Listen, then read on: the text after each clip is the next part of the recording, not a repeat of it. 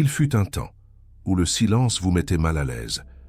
Vous aviez besoin de bruit pour combler chaque instant, de la musique dans la voiture, la télévision en fond sonore, des conversations, pour éviter le vide.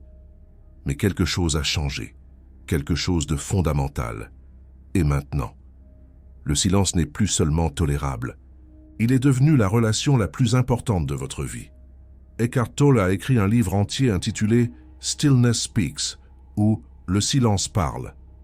Pas parce que l'immobilité intérieure est intéressante, mais parce que l'immobilité intérieure est tout. Il a écrit que lorsque vous perdez le contact avec cette quiétude intérieure, vous perdez le contact avec vous-même. Et lorsque vous perdez le contact avec vous-même, vous vous perdez dans le monde. Si vous vous surprenez à désirer le silence, d'une manière que vous n'auriez jamais imaginée auparavant, si le bruit, qui était autrefois normal, vous semble aujourd'hui presque douloureux, si vous avez besoin de passer des heures seul, juste pour vous sentir à nouveau vous-même. Cette vidéo va vous expliquer précisément pourquoi cela s'est produit et pourquoi c'est le signe le plus important de votre éveil. Avant l'éveil, la plupart des gens vivent dans un état constant de brouhaha intérieur. Il y a toujours quelque chose qui tourne dans leur esprit, des inquiétudes concernant l'avenir, des regrets concernant le passé, des commentaires sur tout ce qui se passe autour d'eux. Cette bande sonore intérieure est si constante, si implacable, que la plupart des gens ne la remarquent même plus. C'est devenu leur normal. Le bruit extérieur sert un but dans cet état. Il correspond au chaos intérieur. Il noie le silence inconfortable. Il distrait des pensées et des émotions, qui feraient surface si tout devenait silencieux. C'est pourquoi tant de gens ne peuvent pas être seuls, pourquoi ils ont besoin d'un divertissement constant, pourquoi le silence leur semble menaçant. Mais quelque chose se produit pendant l'éveil, qui change tout. Eckhart Tolle décrit l'éveil comme le moment où vous réalisez que la voix dans votre tête n'est pas qui vous êtes. Vous devenez conscient de la pensée, plutôt que perdu dans la pensée. Et dans cet espace, dans cet interstice entre la conscience et la pensée, vous découvrez quelque chose qui a toujours été là, mais qui était noyé par le bruit, la quiétude, pas l'absence de son, quelque chose de plus profond, une présence, une vitalité, une paix qui ne dépend pas des circonstances. Tolle appelle cela la dimension de quiétude en vous, et une fois que vous l'avez découverte, vous ne pouvez plus la perdre. C'est pourquoi le silence devient votre meilleur ami après l'éveil. Parce que le silence n'est plus vide, il est plein, il est vivant, il est chez vous. Une recherche publiée dans la revue Heart a révélé quelque chose de remarquable. 2 minutes de silence produisent plus de relaxation dans le corps que l'écoute de musique relaxante. Les chercheurs s'attendaient à ce que la musique soit plus apaisante. Ils avaient tort. Le silence a créé un repos physiologique plus profond que n'importe quel son. Mais voici ce que la recherche ne peut pas mesurer. Ce qui arrive à la personne éveillée dans le silence n'est pas seulement de la relaxation, c'est de la reconnaissance. C'est revenir à soi-même. C'est se souvenir de ce que l'on est, sous tout le bruit. Les neurosciences ont montré que la pollution sonore active l'amygdale, le centre de la peur et du stress dans le cerveau. L'amygdale, c'est cette petite structure en forme d'amande dans notre cerveau qui est responsable de nos réactions émotionnelles, et en particulier de la peur. Un son constant maintient votre système nerveux dans un état d'alerte de faible niveau. Vous vous habituez tellement à cet état que vous pensez qu'il est normal. Vous ne réalisez pas combien d'énergie vous dépensez, simplement pour traiter les informations auditives autour de vous. Lorsqu'une personne éveillée entre dans le silence, son système nerveux peut enfin se reposer. Le système parasympathique s'active, le cortisol diminue, le cerveau passe du mode survie à ce que les chercheurs appellent le réseau du mode par défaut. Un réseau cérébral associé à l'introspection, la créativité et la perspicacité. Mais il se passe quelque chose de plus que la science ne peut pas entièrement expliquer. Dans son livre « Stillness Speaks », Tolle écrit qu'écouter le silence éveille la dimension de quiétude en vous, parce que ce n'est que par le silence que vous pouvez être conscient du silence. Remarquez que, Dans le moment où vous remarquez le silence autour de vous, vous ne pensez pas. C'est la clé. Le silence crée un interstice dans la pensée. Et dans cet interstice, la présence émerge. La conscience de ce que vous êtes devient plus vive, plus réelle, que tout ce que l'esprit pourrait produire avant l'éveil. Cet interstice était effrayant. Il ressemblait à du vide, à quelque chose qui cloche, comme si vous disparaissiez. Après l'éveil, vous reconnaissez ce qu'est réellement cet interstice. Ce n'est pas du vide, c'est de la plénitude. Ce n'est pas rien. C'est tout. Ce n'est pas l'absence de vous. C'est la présence de ce que vous êtes vraiment. C'est pourquoi vous désirez maintenant ce que vous évitiez autrefois. Des études sur des personnes qui ont vécu un éveil spirituel ont révélé qu'elles développaient ce que les chercheurs appellent une sensibilité accrue au traitement sensoriel. Elles devenaient plus conscientes des stimuli subtils. Elles remarquaient des choses que les autres ignoraient. La texture des expériences devenait plus riche, plus profonde, plus vive. Cette sensibilité explique pourquoi le bruit devient plus difficile à tolérer après l'éveil. Vous n'êtes pas plus faible, vous êtes plus conscient. Chaque son qui était autrefois un bruit de fond s'enregistre maintenant consciemment. Chaque conversation dans une pièce bondée, chaque klaxon de voiture, chaque notification exige une attention qu'elle n'exigeait pas auparavant. Votre système nerveux s'est recalibré. Ce qui était autrefois normal ressemble maintenant à une agression. Mais voici le cadeau caché dans ce défi. La même sensibilité qui rend le bruit difficile, rend le silence profond. Vous n'entendez pas seulement l'absence de son, vous sentez la présence dans le silence. Vous percevez des dimensions de quiétude auxquelles vous ne pouviez pas accéder auparavant. Toll en parle comme d'un approfondissement de la dimension de quiétude. Il enseigne que l'éveil n'est pas une destination, c'est une porte. Et à travers cette porte se trouvent des dimensions toujours plus profondes de présence et de paix. Chaque moment de silence devient une opportunité d'aller plus loin, de se dissoudre plus profondément dans ce que vous êtes. La recherche en psychologie a identifié quelque chose, appelé la clarté du concept de soi. C'est la capacité de savoir qui vous êtes, ce que vous valorisez, ce qui compte le plus. Des études montrent que les personnes qui passent régulièrement du temps dans la solitude et le silence obtiennent des scores significativement plus élevés en matière de clarté du concept de soi que celles qui recherchent constamment une stimulation externe. Cela est parfaitement logique pour quiconque s'est éveillé. Lorsque vous êtes toujours entouré de bruit, vous réagissez toujours à des informations externes. Votre identité devient réactive. Vous vous définissez par la façon dont les autres vous voient, par les rôles que vous jouez, par les pensées que votre environnement déclenche. Mais dans le silence, tout cela s'effondre. Il n'y a rien à quoi répondre, rien contre quoi réagir, rien par quoi se définir. Et dans cette absence, vous découvrez quelque chose de choquant. Vous existez toujours, plus qu'exister. Vous êtes plus présent, plus vivant, plus vous-même, que lorsque vous étiez entouré de stimulation. C'est le paradoxe que Toll souligne encore et encore. Vous pensez avoir besoin de toutes les informations externes pour vous sentir vivant, mais cela vous rend en réalité moins vivant. Cela recouvre la vitalité que vous êtes. Le silence supprime le revêtement, et ce qui reste est plus vif que tout ce que le bruit pourrait fournir. Permettez-moi de partager quelque chose qui arrive à beaucoup de personnes en cours d'éveil et dont on parle rarement.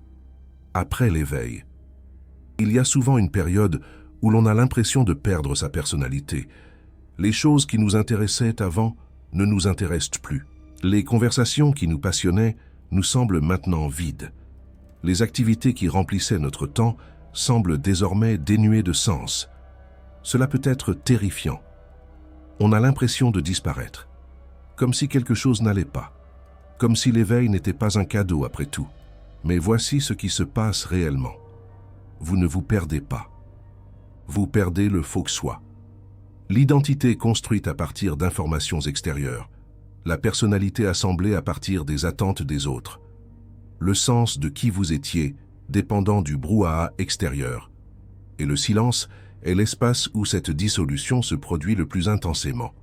C'est pourquoi de nombreuses personnes en cours d'éveil résistent initialement au silence qu'elles désirent. Une partie d'elles le veut désespérément. Une autre partie craint ce qu'elles vont y trouver, ou plutôt, ce qu'elles ne vont pas y trouver. L'ego qu'elles ont passé toute leur vie à construire. Eckhart Tolle appelle cela la mort de l'ego, pas la mort physique. La mort de l'identité, la dissolution de ce que vous pensiez être pour révéler ce que vous êtes réellement. Dans le silence, il n'y a nulle part où l'ego peut se cacher. Aucune validation externe pour le soutenir, aucune distraction de son vide fondamental. Juste l'espace, la quiétude et la conscience qui persiste, même lorsque tout le reste s'effondre. Une recherche de l'université de Leeds Beckett a révélé que les personnes ayant vécu un éveil spirituel ont signalé des changements profonds dans leurs priorités et leurs valeurs. Elles ont cessé de se soucier de choses qui semblaient autrefois essentielles. Le statut, la réussite, l'accumulation. Ce qui a remplacé ces motivations était quelque chose de plus difficile à articuler. Un sentiment de connexion, de présence, de simple être. Le silence est l'endroit où ce changement se consolide, où vous pratiquez le fait de vivre à partir de l'être plutôt que du faire, où vous apprenez que vous n'avez pas besoin de produire, de réussir et d'accomplir constamment des choses pour justifier votre existence. Dans la tradition bouddhiste, il existe un concept appelé le noble silence. Il représente un état méditatif caractérisé par l'absence de pensée et de représentation mentale. Une quiétude profonde, où le bavardage habituel de l'esprit a cessé. Ce n'est pas un objectif que vous atteignez en travaillant. C'est un état naturel qui émerge lorsque vous cessez d'interférer, lorsque vous cessez d'alimenter l'esprit avec une stimulation constante, lorsque vous permettez au brouhaha intérieur de s'apaiser et de voir ce qui reste. Ce qui reste, c'est ce que vous avez cherché toute votre vie. Pas là-bas, ici. Pas dans le futur, maintenant. Pas par l'effort, en arrêtant.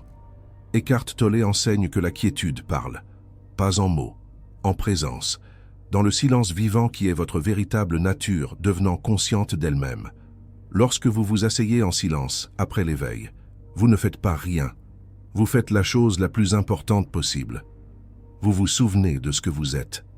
Si cette compréhension du silence a modifié quelque chose en vous, je veux que vous sachiez que ce genre d'enseignement est rare.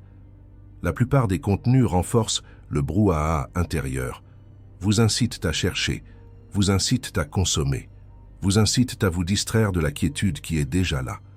Lorsque vous cliquez sur le bouton « Super merci » sous cette vidéo, vous ne faites pas que soutenir ce travail. Vous dites oui au silence dans un monde accro au bruit. Vous affirmez que la présence compte plus que la productivité. Vous rejoignez une communauté d'âmes éveillées qui ont découvert que la quiétude n'est pas le vide, c'est le foyer. Maintenant, je veux vous donner quelque chose de pratique, une façon d'approfondir votre relation avec le silence, qui va au-delà du simple fait d'être dans une pièce calme. Eckhart Tolle recommande une pratique qu'il appelle la prise de respiration consciente, tout au long de votre journée. Arrêtez ce que vous êtes en train de faire. Prenez une respiration avec une attention complète. Sentez l'air entrer dans votre corps. Sentez la pause entre l'inspiration et l'expiration. Sentez le relâchement. Dans cette seule respiration, il y a un portail, un espace dans le flux de la pensée, un moment de présence pure. Plus vous pratiquez cela, plus cela devient naturel. Plus vous portez la qualité du silence avec vous, même lorsqu'il y a du bruit autour de vous. Parce que voici quelque chose d'important. La véritable quiétude ne dépend pas du silence extérieur. C'est la dimension de vous-même qui est toujours quiète, toujours présente, toujours en paix. Le silence extérieur vous aide à y accéder. Mais une fois que vous la connaissez, vous pouvez la trouver n'importe où. Une autre pratique que suggère Eckhart Tolle est d'écouter le silence sous les sons. Même dans un environnement bruyant, il y a une toile de fond de quiétude contre laquelle tous les sons apparaissent. Les sons vont et viennent. Le silence est constant. Lorsque vous déplacez votre attention des sons vers le silence qui les contient, Quelque chose de profond se produit. Vous réalisez que vous ressemblez plus au silence qu'au son. Les sons sont temporaires. Le silence est éternel. Les sons sont à la surface. Le silence est la profondeur. Vous n'êtes pas le brouhaha de vos pensées. Vous êtes la conscience dans laquelle les pensées surgissent et se dissolvent. C'est ce qu'Eckhart Tolle veut dire lorsqu'il dit que la quiétude parle. Elle ne communique pas d'informations. Elle communique l'être. Elle ne vous dit pas quoi faire. Elle vous montre ce que vous êtes. Les signes que votre relation avec le silence s'approfondit. Vous remarquerez que vous pouvez être en paix. Même lorsque les circonstances sont chaotiques. Vous constaterez que vous avez moins besoin de validation externe pour vous sentir bien. Vous découvrirez que la créativité coule plus facilement, que les idées surgissent plus fréquemment, que vous vous sentez plus connecté à la vie. Même lorsque vous êtes seul, ce ne sont pas des réussites, ce sont des symptômes. La preuve que vous permettez à la dimension de la quiétude d'imprégner votre existence quotidienne, que vous vivez plus à partir de la présence et moins à partir de la personnalité. Après l'éveil, le silence devient votre meilleur ami, parce que le silence est ce que vous êtes. Avant les pensées, avant les émotions, avant l'identité, il y a la conscience, qui est silencieuse, éternelle. Le brouhaha n'a jamais été vous. Il se passait en vous, à travers vous. Mais il n'a jamais été ce que vous êtes. Le silence révèle cette vérité. Chaque moment de quiétude est un moment de souvenir, un moment de retour à la maison. Et la chose magnifique, cet ami est toujours disponible. Peu importe où vous êtes, peu importe ce qui se passe, peu importe à quel point le monde devient bruyant. La dimension de la quiétude en vous est intacte, intouchée, attendant que vous vous souveniez. Partagez ci-dessous votre relation avec le silence. Quand avez-vous remarqué ce changement pour la première fois? Quand le bruit qui était autrefois normal a-t-il commencé à vous sembler accablant? Quand le silence est-il passé de quelque chose à éviter à quelque chose à rechercher? Partagez votre expérience, parce que quelque part dans les commentaires, il y a une autre âme éveillée qui a besoin de savoir qu'elle n'est pas seule, que cet étrange nouveau désir de calme n'est pas un problème. C'est un retour aux sources. Votre silence compte. Pas seulement pour vous, pour la conscience collective qui se souvient lentement de ce qu'elle est vraiment.